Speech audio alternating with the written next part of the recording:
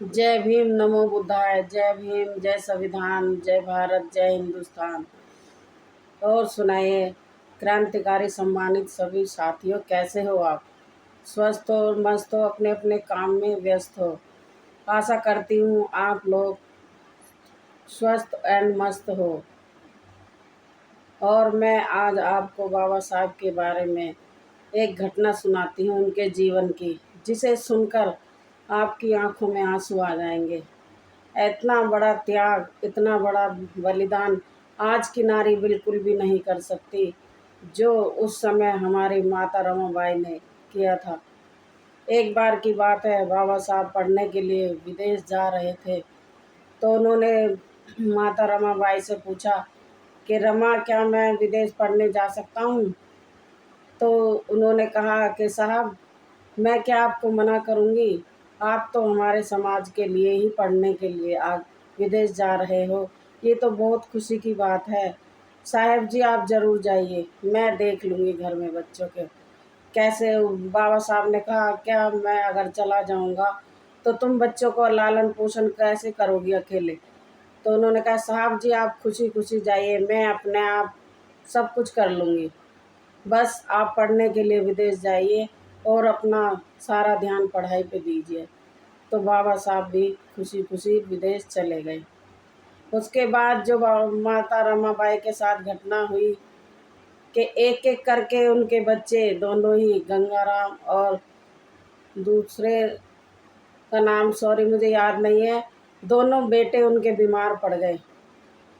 तो माता रमाबाई के पास एक टाइम के लिए खाना था, तो कभी सब्जी नहीं थी, कभी रोटी थी तो सब्जी नहीं थी, सब्जी थी तो रोटी नहीं थी।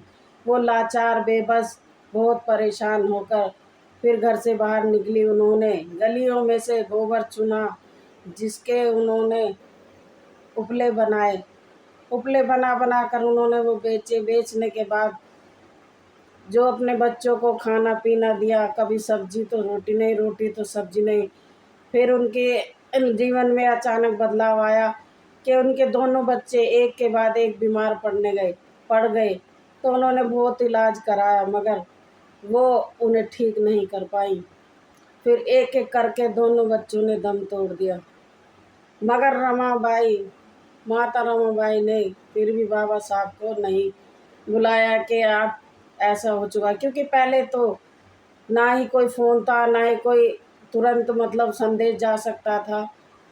तो जब बाबा साहब पढ़ाई कर कर आए, तो एक बाप को होता है कि जब हम ऑफिस से घर हारे थके आए, अगर उनके बच्चे उनसे लिपट जाते हैं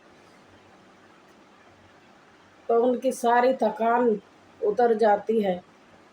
जब बाबा साहब ने चारों तरफ देखा कि बच्चे